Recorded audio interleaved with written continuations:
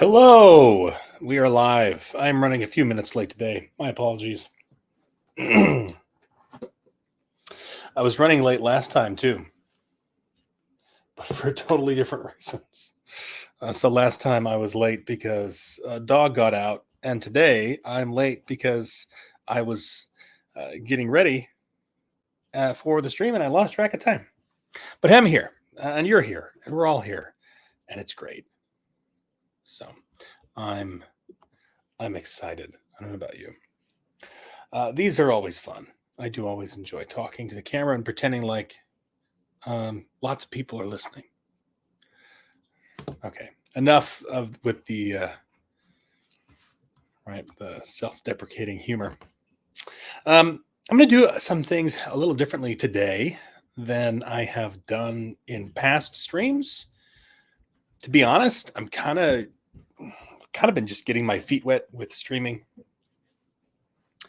Really, the last few streams I've done, the first few streams I've done rather, and I have some ideas on the content that I'm going to do a little more structured now that I kind of know what I'm doing, and so it'll be interesting. I have some things lined up for today that I think will be fun. I know will be fun.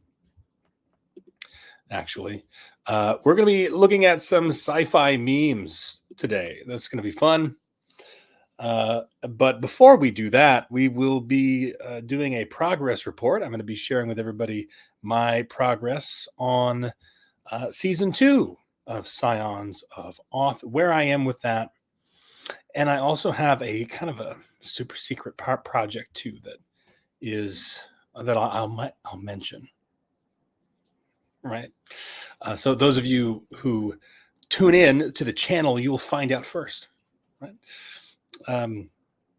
But we will be doing all of that. And then we will also be reading some excerpts today from First Board, which is the recent free book that I released just a couple weeks ago. That book is available, of course, for free. There are links to that everywhere. But if you go to scionsofoth.com, let me get a comment in there. You go to scionsofoth.com. There, it's there now. People will see it. You'll be able to find the free book, and you can download it if you want to check it out. It's a fun story. It's a short story. It's like novelette length.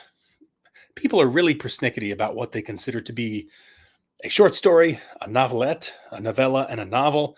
And it really does vary quite a lot from, it's like people have different opinions, but it varies from genre to genre too, a little bit. Expectations in fantasy are different, for example, than they are in like sci-fi and so forth. So if you are writing sci-fi, you don't necessarily have to write some huge, tome for it to be considered a book, right? Whereas in fantasy, there's an expectation that you're going to be writing something pretty big, right? 100,000 words is like the minimum as a short book is 100,000 words maybe in fantasy. But I don't know, not really my style. I've written some books of that length before, 90 to 110,000 words, so in that range. And there's things I like about writing at that length. There really are. But I prefer writing a little shorter than that. And so Scions right now, for the new books I'm writing, I'm aiming for 40 to 45,000, really 40 to 50. If they wind up going that far, that's fine. If there's enough to cover, enough story, then that's fine. But usually, 40 to 45, somewhere around there. Some of the previous installments are a little shorter in season 1. Some of them are a little bit shorter than that. And that's something that I've wanted to rectify a little bit, which I know authors always say you should never go back and you shouldn't do a George Lucas, right? And go back and fix things because you're not actually fixing them. And I understand that. But I think there's some things that could be fleshed out a little bit more And the way I released the books too was kind of like a soft launch anyway, and so I don't feel bad. I don't feel bad about it. I'm not going to go back and rewrite everything. I'm not going to do that. That's for sure. That would be crazy. I have no intentions to do that. But people have different genre expectations for length. And when it comes to a short story, generally that's accepted to be anything like under 10,000 words is a short story. Some people, that's maybe up to 15,000 words. Right? A novelette is considered shorter than a novella. So it might be 10 to 20,000 words. A novella is going to be under 40,000 words, but maybe a little bit longer than 20. I do really like to write novellas. Not a lot of people like to read novellas because there's maybe just I don't know, they prefer, I don't know. I guess if you're buying a book, I can understand. You're buying a book and you're expecting to get, the bang for your buck, that sort of thing. But if it's a good story, does it matter how long it is? I don't think so. And so then a novel is generally considered to be 40,000 words or more is kind of the minimum line. Some people will fudge those lines a little bit by 5 to 10,000 words here or there. Some people will tell you, well, it's not really a novel unless it's over 75,000 words. And those people are just blowhards. You don't need to worry about them. I'm not worried about them. Really, I'm not. One thing that I find myself doing a lot, though, is jamming too many characters into my books. And I don't mean like side characters and supporting characters. They're necessary and they need to be there. What I'm talking about is the point of view characters. And sometimes there's just too many, I feel personally. And it's okay every now and then. So there are some episodes that have lots of point of view characters because there's lots of things going on. I think episode 9 is an example of this. It's the culmination of season 1, and so there are lots of different characters that need to have screen time, right? And we're wrapping a whole bunch of things up, and so we're seeing the point of view of a lot of different characters, but we're wrapping things up. And I'm kind of in the same position now at the beginning of season 2, where I've introduced some characters and they need to have screen time so that you get to know them. And the plot is developing at the same time. It's not that there's no plot. It's not that they're just sitting in a room and talking to each other the whole time, right? There's plot that's going on, right? And carrying on. But sometimes I know I am going to cut back on maybe 1 or 2 point of view characters now that I'm moving on to the next book in season 2. Focus in on a few of those characters and cast some new lines, if you will, out there. Let the plot develop in different, deeper directions for individual characters. And then when we come to the end of season 2, it'll probably be the same thing.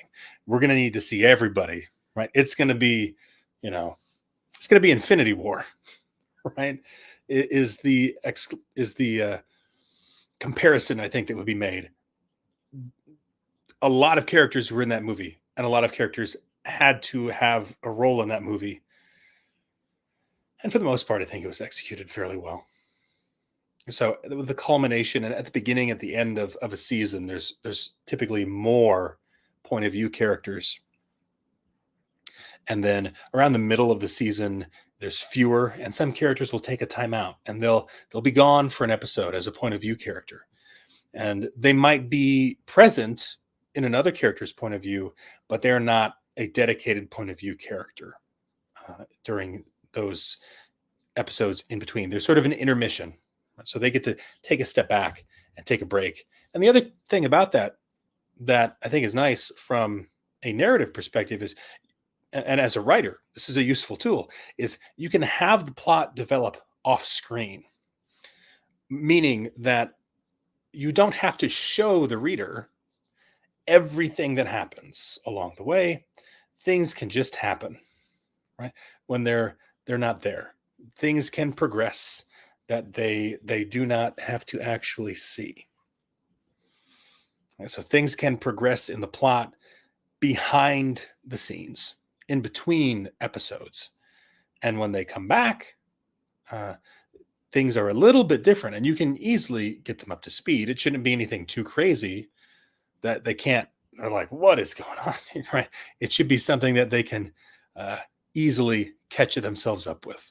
But that's something I've enjoyed doing. There is a big time gap between season 1 and season 2 of Scions of Oth, for example.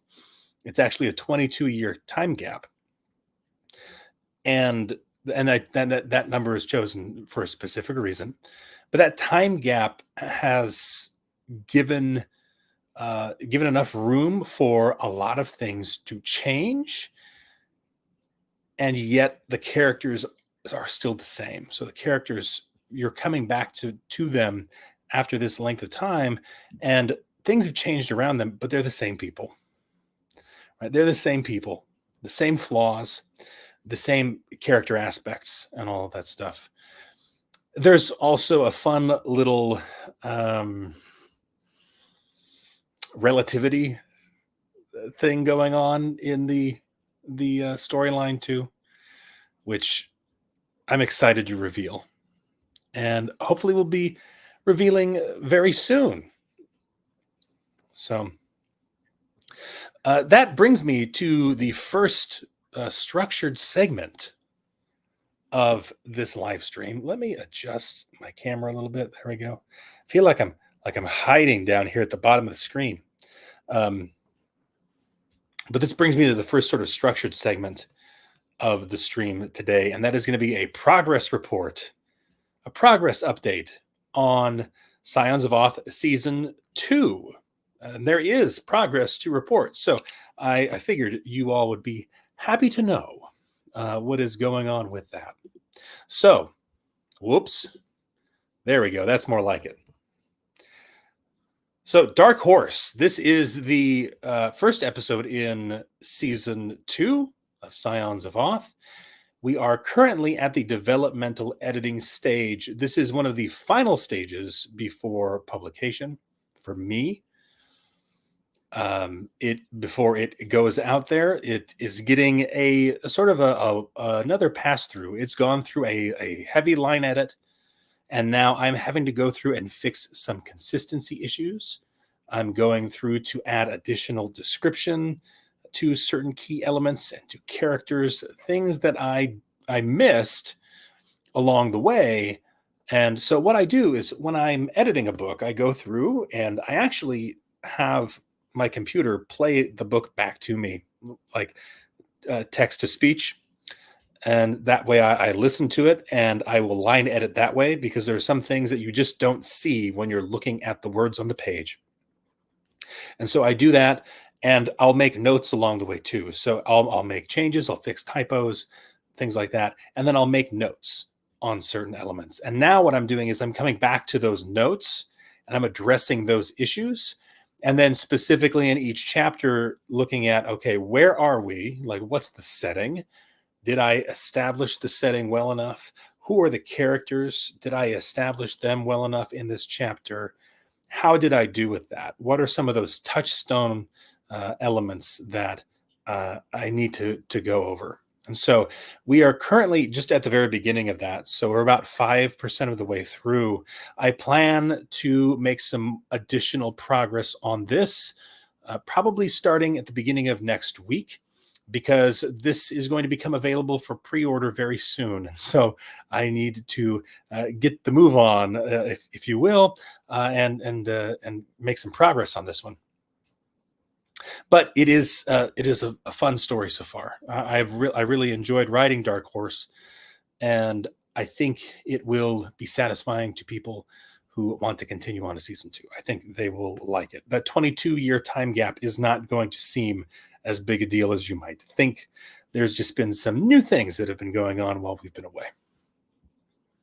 Now, episode 11, believe it or not, is almost complete. The first draft is probably going to be finished tomorrow, partway through the day. I will be finishing that soon. I think there's maybe 2,000 or 3,000 words left to go, so not going to take me all that long. I should be able to finish it tomorrow and then still have time to write some more. So I have to move on to the next project. But Zeppler Doubling is episode 11, and it has been an interesting one. There are a few extra point of view characters in this one because we've introduced new characters and we've introduced new plot lines. So there are some parallel plot lines going on right now, but those things are going to come back together later on down the line. So we're going to make connections later on. Right now is kind of the conflict. The conflict, if you will, is starting to pick up, and we're starting to see some things change. So it's been fun to write it. For maybe, I don't know if I've shared this or not, but I do write on my phone. I'm that type of writer. I used to write on my laptop exclusively, but now I have switched to writing on my phone because it's just so much easier for me to make it a habit that way. I can write a little bit faster on a laptop for sure. I can definitely write faster. My fingers are faster than my thumbs, no doubt about it. But it's much easier for me to form the habit of writing when I'm writing on my phone, and I can do that anywhere. And actually, what I do is I will walk as I write. So I will go on a walk for about 30 to 45 minutes, and I will be writing that whole time. And there's a trail nearby my house, so I'm not crossing busy streets all the time. I cross the street a couple times, but for the most part, I'm walking the whole time and I'm writing the whole time, and I can get out about 1,200 words or so on a really good walk, right? When I'm inspired and it's not too cold out. I live in Iowa, so it's been interesting. I started doing this in the winter is when I started writing and walking. In November is when I started doing this, and it just clicked. It worked really well for me. And so I started doing it in November, and I was at the time, I think, doing just 1 or 2 walks a day, and now I'm up to 3 to 4 walks per day. It is also helping because I am fat. So for those wondering, why do you have to walk? Well, I initially started walking because I am fat, and I am trying to not be as fat. And it's been really good for me. Other health benefits from it too, just from the walking as well. But yeah, I'm the weird guy walking around the neighborhood in a hoodie, looking down at my phone the whole time. And I'm sure people have looked at me and thought, what the hell is that guy doing? But I'm there to entertain everybody. Anyway, the line edit for Zeppler Doubling will begin next week. Line editing doesn't take me all that long. It's a pretty straightforward process. It's really the notes that I have to make sure that I take, because if I'm literally just doing a line edit and I don't take any notes, then when I come back through, I basically have to do another line edit. And it takes the same amount of time because I'm using text to speech to listen to the book again. And so I have to just take those notes and be sure I do that. That's the most time consuming part of the line edit, actually, is not even the line editing itself. It's the notes I take for the subsequent stages of the process. And book 12, Automaton Hoax, is going to be starting soon. I don't know that I will be starting it immediately after book 11. I tend to like to take a little bit of a pause from one book to the next. So, for example, Dark Horse was written, the first draft of that was written before I completed First Board. First Board, of course, being the free book. I'll be doing a reading of that here in a minute. That was written before First Board. And so I did not go from Dark Horse, book 10, to book 11, Zeppler Doubling, right away. I had a break in between. And in that break, I wrote First Board. And that tends to work a little better for me. I think I need some time away from what I just wrote to think about it and then come back to it. And so I will not likely be starting Automaton Hoax right away. Automaton Hoax will probably be started next week, as I've had some more time to, first of all, start the line edit on Zeppler doubling and review over my outlines and reevaluate the plot as some things crystallize. And in the meantime, I will be writing another book. And this is a sort of super secret project, only super secret because I just haven't told anybody about it. But it is a new series that will be within the world of Scions of Oth. So related, same world. Some characters will make cameo appearances here and there, but and I'm excited for it. It's going to be a Space Marine style science fiction series. And it is going to be set in the same universe around the time of book 7 is where it's going to start. Kind of between book 6 and book 7. In there is where it's going to start. And so I actually have a prequel episode, if you will, sort of an introduction to that series that I have plotted. It will be a novelette or short story, and about 15,000 words, maybe a little bit more. We'll see how it comes out, but with some new characters and not a new setting, but a look at a familiar setting from a different angle. So I will be writing that in between episodes 11 and 12. I may not complete it before I go to episode 12. The season 2 of Scions of Oth is going to be the priority. So that's going to be the main thing that I'm going to be focusing on. But yeah. So there's your status report.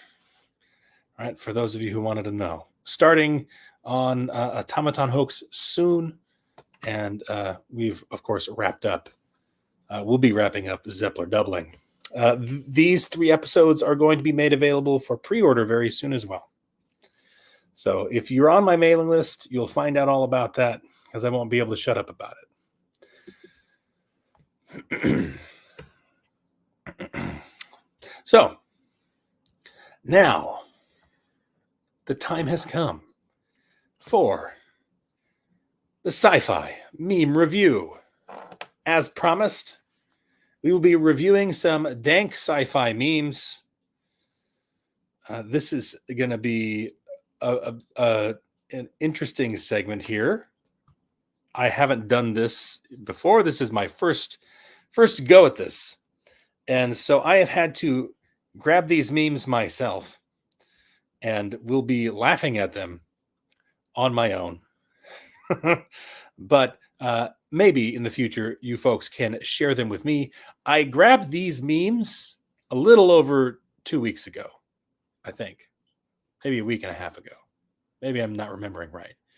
So I haven't seen these for a while. And I did that on purpose because I didn't want to be... I wanted to look at them with kind of fresh eyes, if you will. It's ideal if somebody else picks the memes, for me. But nobody cares that much yet. I don't blame you guys, though. So, without further ado, let's dive into this. So, and this is not entirely a meme here. This is more of just, I suppose, a question. We're starting with this because this is probably a pretty controversial take. Star Trek or Star Wars? Who would win? Well, I think their technology when it comes to weapons, probably fairly similar. They use different terminology, obviously. Granted, I don't know. I don't have a strong opinion. I really don't have a strong opinion. So I'm probably going to piss the majority of people off with my take, which is that I don't know. I don't know that I really care. That said, these two vessels, put these two up against each other. Oh, shnikes. Uh, yeah, that's a word. I would have to go.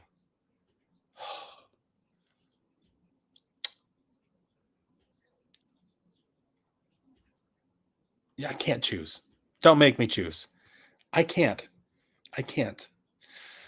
Because one part of me is saying the Millennium Falcon could, run circles around the Enterprise, but on the other hand, the Enterprise probably has superior firepower for sure compared to the Millennium Falcon. I would have to go with the Enterprise here, which I think this is the Enterprise. I'm not the biggest Star Trek buff, so if I have misidentified the ship, please let me know in the comments with a very angry note. That would be appreciated.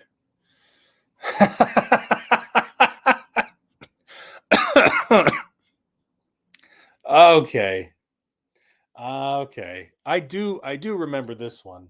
I do remember seeing this one. That's good. That's good. For those who don't know, Bears beats Battlestar Galactica. This is from The Office. As much of The Office as I have seen, I actually don't remember seeing this episode until somewhat recently. And Jim here is doing sort of an impression of Dwight. He's mocking him. He's dressed up like him, and it's funny. I might have to pull the clip up and make a short of it and react to it because it's pretty funny. But yeah, Bears beats Battlestar Galactica. The three things that Dwight is known to talk about. Well, the Bears not so much. The beats for sure. And I guess he was a Battlestar Galactica fan, so I can relate. Faster than light travel in fiction. Star Trek, we use warp engines. Star Wars, we use hyperdrives. Warhammer 40K. What happened? Why does this keep happening to me? Oh, geez, it spoiled it. Okay. Sorry, another window that I have up. Geez, it ruined it. It ruined I was about to read the punchline too. This window pops up, something times out, and it tells me, oh no, your session is expired. We need to shift you over to this other window. It's very important that we do that. Perfect timing. Okay. But Warhammer 40K, we travel through hell. For those who don't know, in Warhammer, that is how they achieve faster than light travel. They have to travel through a hell dimension, essentially, in order to travel faster than the speed of light. So that is it. By comparison, Star Wars and Star Trek can't hold a candle. That's pretty based there. But between the two, hyperdrives and warp engines, Star Wars, I think, and Star Trek are fairly comparable in terms of how they're. I don't know. Somebody be mean to me in the comments, but they're essentially similar in the way that they travel. They show the faster than light travel more in Star Trek than they do in Star Wars, though. In Star Wars, it's seen as almost like instantaneous. So, but they're essentially the same thing. Will the future really be like TV shows and movies? No. Of course, the scientists, are going to poo-poo everything and they're probably right. Let's not mince words here. Scientists are probably right, definitely. You go and you look back at science fiction throughout the years and what it looked like. It was not really accurate. There are things they said were going to be happening in this day and age. Heck, not even now, like in the 80s and 90s, that haven't even really come true. But the problem is science fiction that was written 100 years ago or so didn't have the greatest grip on science to begin with. And so, in my opinion, they were a less educated group of people. That sounds offensive, but they didn't know as much about science as we do today. They had different ideas, and so their ideas of what the future would look like were very different from what our ideas of our future looks like. I think we have a more accurate picture of what our future could look like than what they did, back in the day.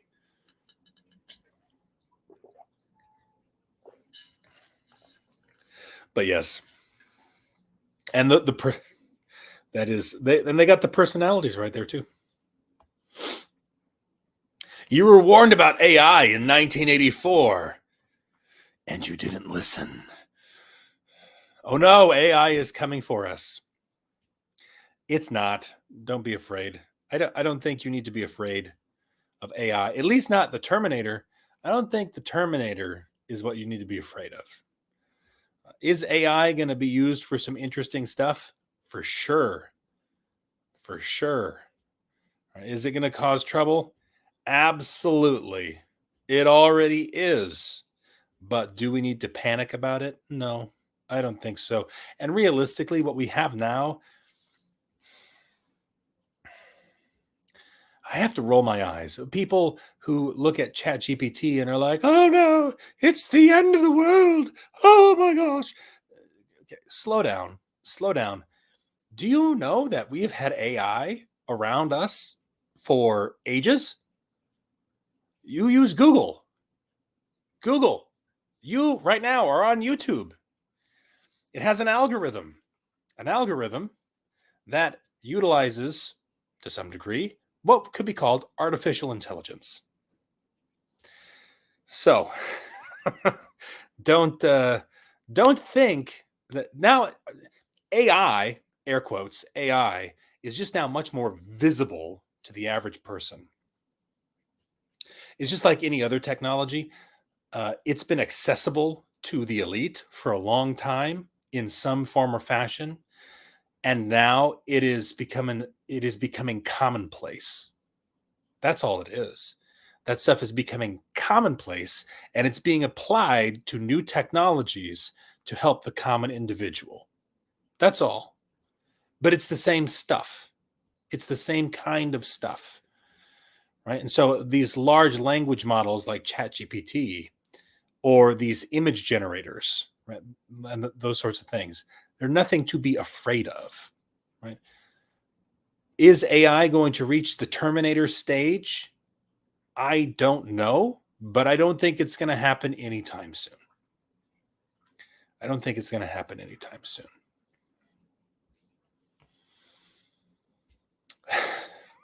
What are you going to do once we find Earth? Don't know. Maybe open a chain of coffee shops. If you know, you know. the gender swap in Battlestar Galactica, I'm not even mad about. And there's a few reasons why. I mean, I don't think very many people were ultimately mad about the gender swap of Starbuck in the Battlestar Galactica reboot. And it's just because it's Katie Sackhoff. Nobody's gonna, you know, who can be mad at that? That's all I have to say. That's all I have to say on that. Oh boy, I love being on this spaceship that has the newest black hole gravity drive. Holy shit. I just hope the whole crew doesn't suddenly go crazy and everyone starts gouging their eyes out. True story. If you know, you know. What movie is this? I can't remember. I need to watch it again. Man. Oh. I remember watching that on Netflix years ago. Probably almost 10 years ago. Holy cow. Yeah, that's it. Sci-fi horror. Sci-fi horror is an underrated genre. Sci-fi when you think about it, there's something about like metaphysical horror is maybe not as scary personally. I mean, it can be, but sci-fi horror is like it's it's on the edge of reality. When you really think about it, every sci-fi movie, every sci-fi franchise, if you were dropped in the middle of it, it would essentially be a horror movie. So it wouldn't be much different. Right? Pick any franchise, it would pretty much be a horror movie. Because because even Star Trek would be a horror movie. Just think about it. There's all of these aliens running around in space. That's not something that the modern mind can compute. So that would, yes, it would also be a horror story.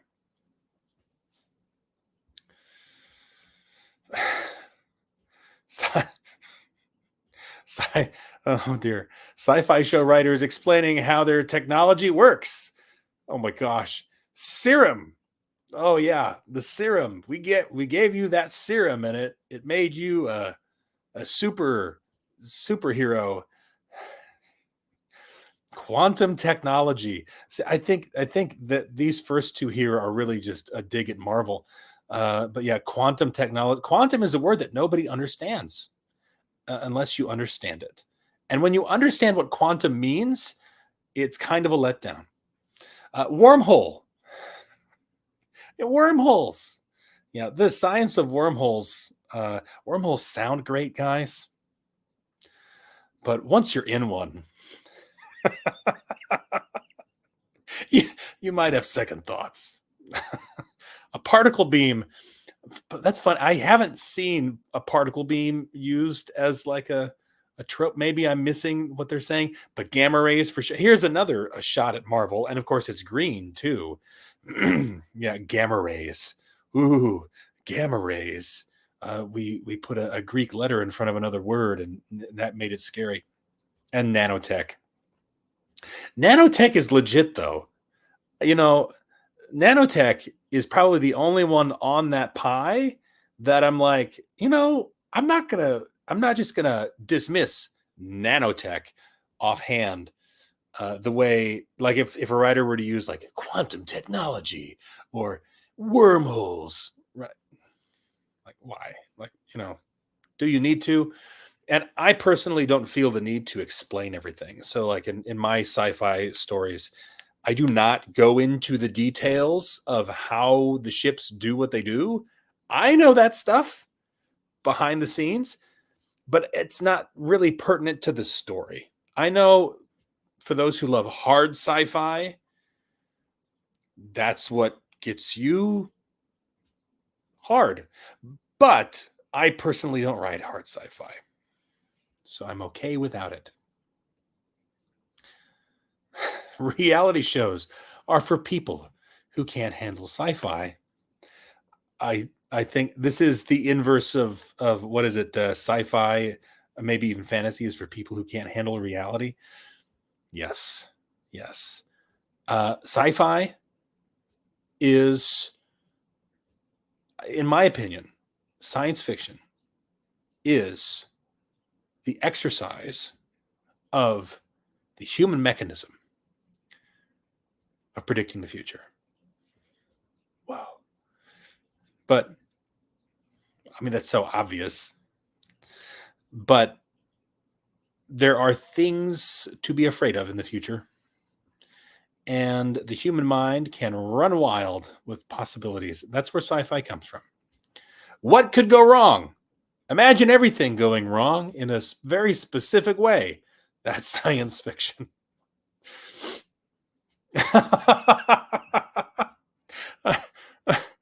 Okay, this one hits close to home. Frack, a word more annoying than the actual word they're alluding to. Just say it. Everyone knows what it replaces. Hell, even your average 6-year-old knows. Yep. The thing about it, about frack, I did not. By the way, I think it's supposed to be spelled just Frak without the C. Is that right? Anyway, I have no fracking clue. This is right. This is right. I love Battlestar Galactica.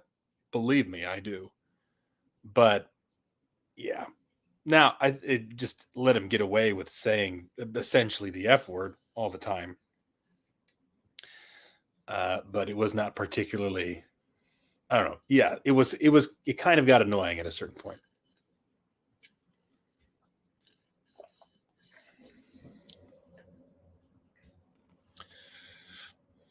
Fantasy is when your weapon glows blue, and sci-fi is when your weapon blows glue.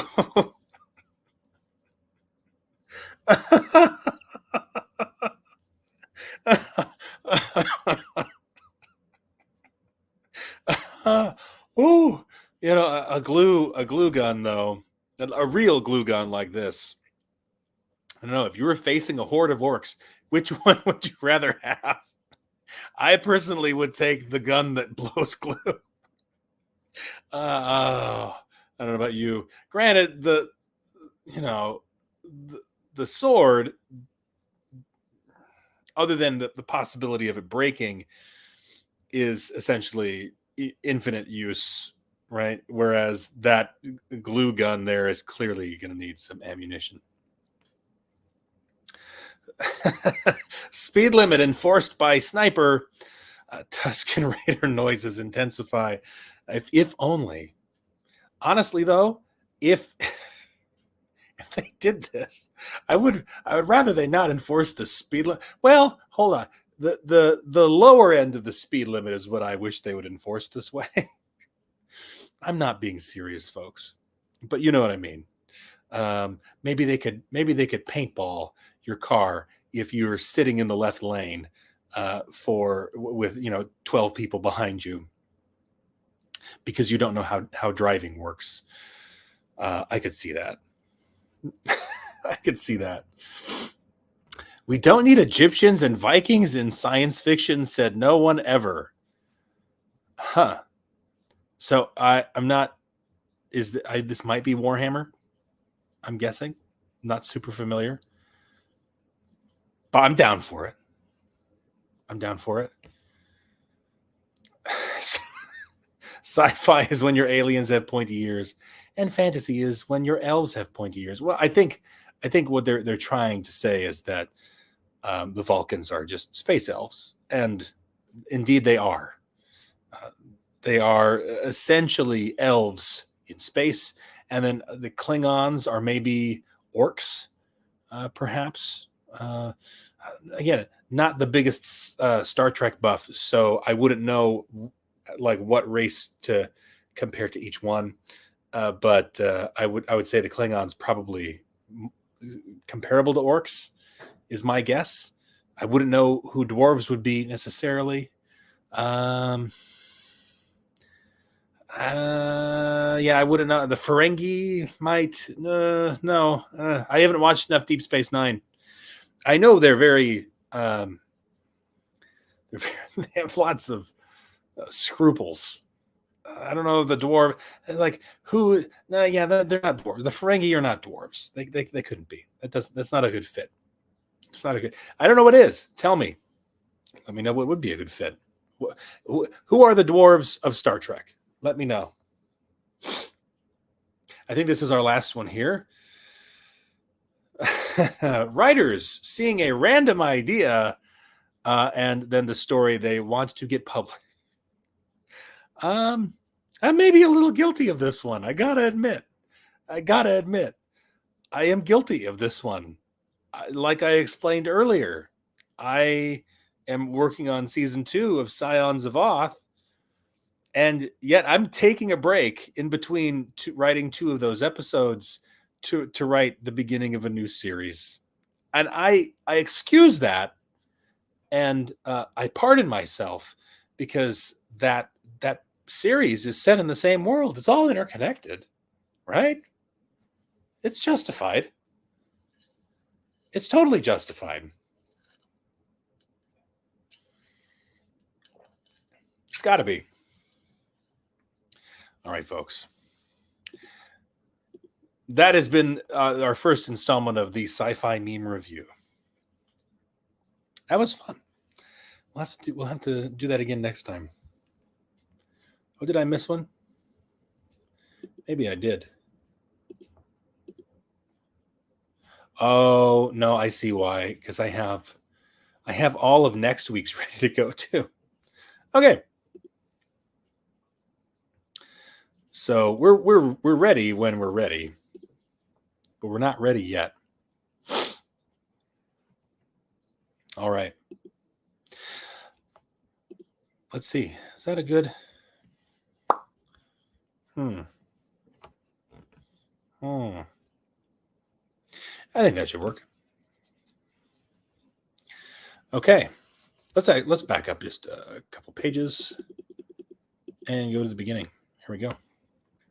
All right, so we're going to be doing a reading of First Board. This is a prelude to Bad Bishop. I'm probably going to try to get through the first chapter tonight, maybe a little bit more. We'll see. And then in subsequent weeks, I might read through additional chapters. I just want to read maybe a chapter at a time here on stream each week. I think that might be kind of fun. And for those of you who find me here on YouTube, this is maybe a way for you to find my reading on YouTube. I know a lot of folks who I send to my channel, I send them from my mailing list, and so they've already gotten my books before. But if you are just discovering the channel, you're in for a treat. You're in for a treat. So First Board, this is a prelude to Bad Bishop. Bad Bishop being the first episode in the Scions of Oth series, the beginning of season 1. And so this book, actually, you can download it for free at scionsofoth.com. And you can get the ebook for free there. I am actually working on making a print version of this book available and making it available through Amazon at cost. So the book will cost like $3.80 or something like that. You might have to pay shipping. I'm not entirely sure how Amazon handles that, but you will essentially be paying for it at cost. I will not be making a penny. So it is as free can be. For those of you who demand a print copy, just know it is a short book. It is a novelette. It is not very long. So when you get that book, I'm ordering some proof copies that should be here by Friday. I should be able to show them off on the stream and probably give away some of those copies as well. But it's tiny. It's small. It's not very big at all. So it is it's a glorified pamphlet. Right? But that's fine. It's not intended to be super long. And usually those things don't get turned into print, media really very often. So, but I know some people have been asking about it. I thought it'd be kind of a fun thing and an easy thing to give away as well. I might do some other, print copies in the near future too. But First Board, dedicated to my readers. The introduction, I'll read this here. So this is 5 years before the events of Bad Bishop. Commander Gerald Norham serves as the XO and second to the captain of the CSS Intrepid. Estranged from his wife, Gerald must wrestle with the weight of duty as he is thrust into leadership. This short novella is meant to shed light on his character, both his strengths and his flaws, and should serve as a solid introduction to Bad Bishop and the Scions of Oth series.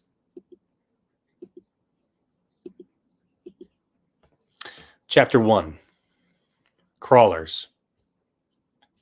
They're attaching to the hull? How in Oth's name is that possible? Captain Reshko didn't seem to believe it, even as Gerald showed him again. He zoomed in closer this time, on the vid screen, hoping that would make things a bit clearer. They slipped through the shield barrier, sir. It can be done. But these are Cridson pilots. They're half machine, not just human like you and me. Reshko waved a plump hand. A plump hand. This is going to happen, guys. I get it. He peered closer at the vid screen on the master table base. with that permanent scowl he always had on his face. His eyebrows always stood on the edge of his brow, being the only hair he had on his head to speak of. That thing doesn't even look like a ship. It looks like a fucking spider. He wasn't wrong. The Kridzin ship looked like he was built to amble over terrain or climb a mountain. But in space, let me do this, see if I can see it a little better. There we go. But in space, aerodynamics didn't mean anything. It had a jump drive and life support, and that was all that mattered. And that spider-like ship with its six-leg-like projections was crawling up the hull of the Intrepid right before their very eyes. And Intrepid wasn't small either. For a Saron battlecruiser, she was built sturdy, an old Bishop-class model from back in the day, the kind his father served on when he was in the Space Corps. All that to say, that thing on the hull was at least 3 times the size of a jump-capable shuttle, which implied its capabilities. So they just thought they could hitch a ride and we'd be none the wiser? Gerald shrunk the video on the screen of the master table base, pulling back to the radar view of their surroundings. He pointed to a handful of yellow blips in the far corner of the map. There's more of them, sir. This one likely was just taking the first shot. Captain Reshko nodded. Very well, Commander. Set us to condition 1. Aye, sir. Gerald grabbed the comm, announcing to the whole crew. Condition 1. Repeat. All personnel be advised. Condition 1 throughout the ship. Reshko's scowl intensified as he looked down at the master table base. It was a fine instrument of Saron invention, the little computer that sat between them on the dimly lit bridge. It was connected to each other table-based computer on the upper deck, surrounding them, each of them calculating 1,000,000 predictions per second. In the right hands, it was a scalpel, giving the user access to all combat data that Saron had. This thing is covering up. I'm having a little bit of a technical difficulty here, folks, because it keeps covering it up. So I can't see the very bottom of the page. Gosh, this is annoying. Is it better this way? Okay, now it's gone. Now I do that. Nope. Well, shucky darns. Maybe I need to be reading it on another screen. I think I might need to be reading it on another screen. False start, folks. When you're here with me live, this is going to happen. I'll probably edit this video later on so that it doesn't. Oh, that's really weird. I don't know why that happened.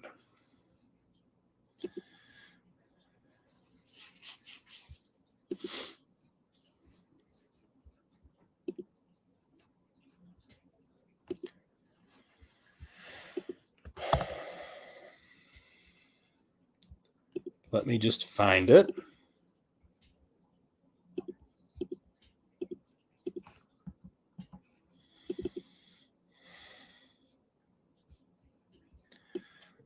There it is.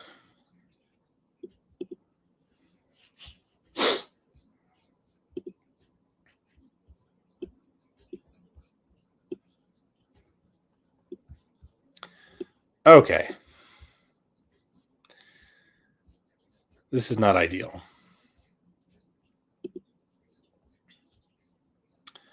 This is definitely not ideal, but I will work with it. So we're on 10. Okay. All right. Reshko's scowl intensified as he looked down at the master table base. It was a fine instrument of Saron invention, that little computer that sat between them on the dimly lit bridge. It was connected to each other table-based computer on the upper deck surrounding them, each of them calculating 1,000,000 predictions per second.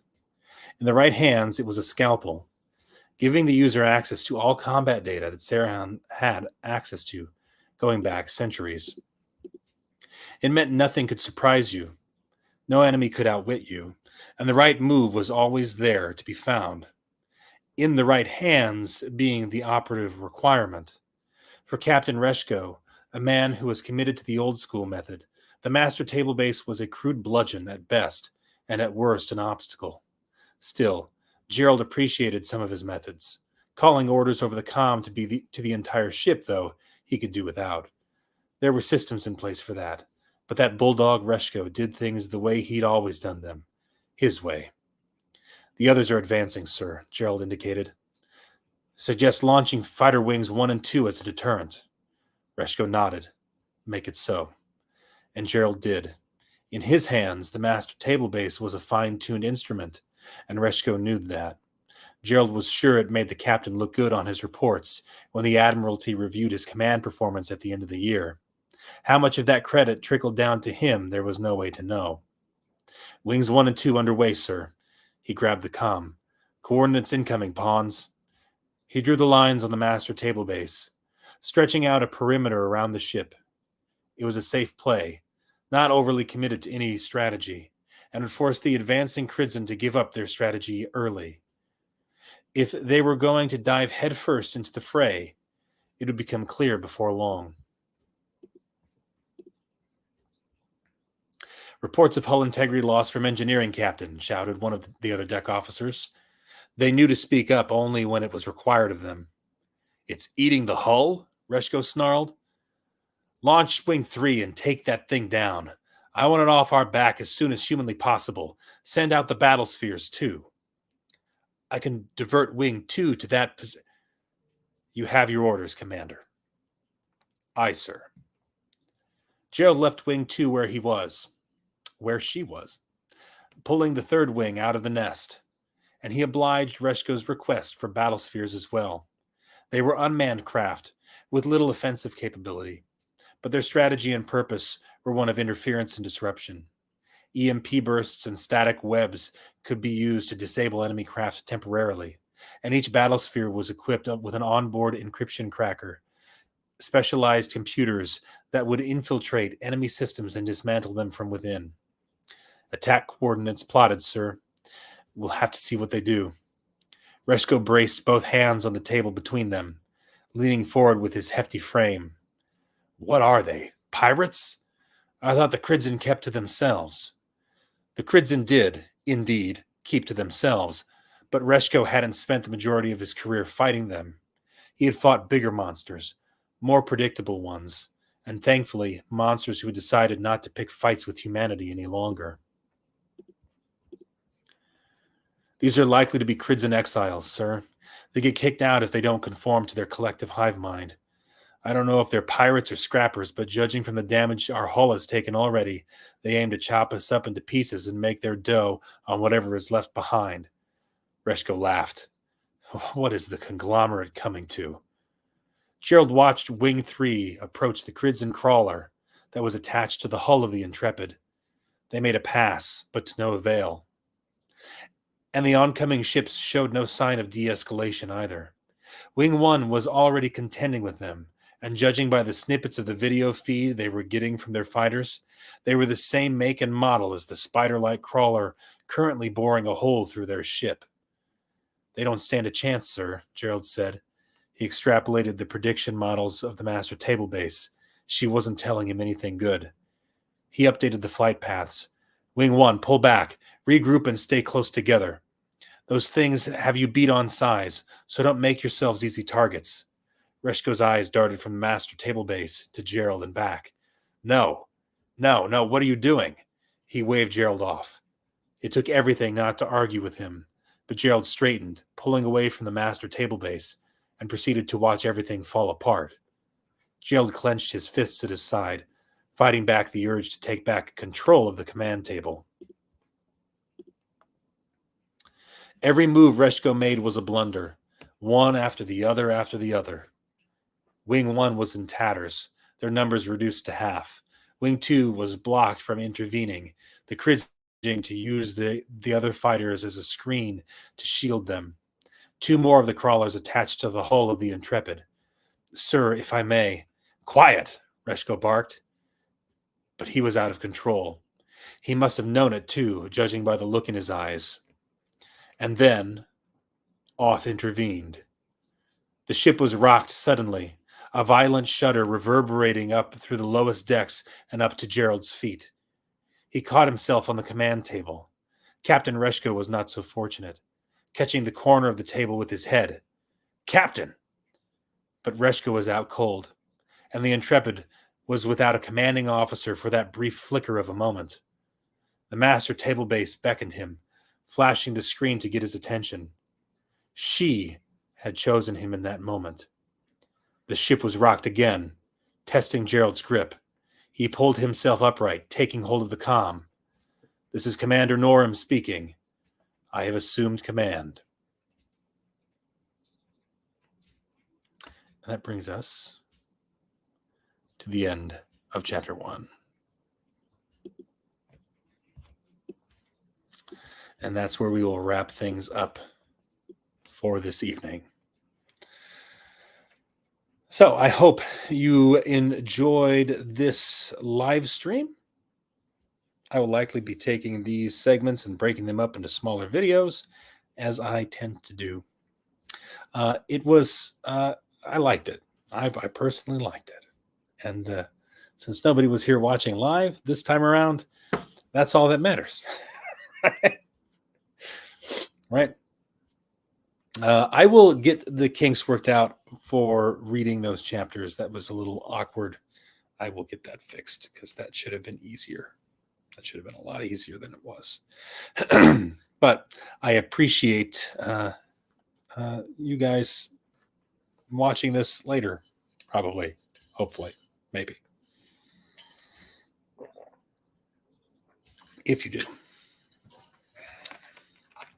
So that is it for tonight. We will be live again next week. We'll do the sci-fi memes again. We'll give another progress report, maybe do another reading, and I don't know. We'll see. I might add another segment here or there as needed. But that'll be all for tonight. I am author Jack Shulkaitis, and I am signing off now. Peace.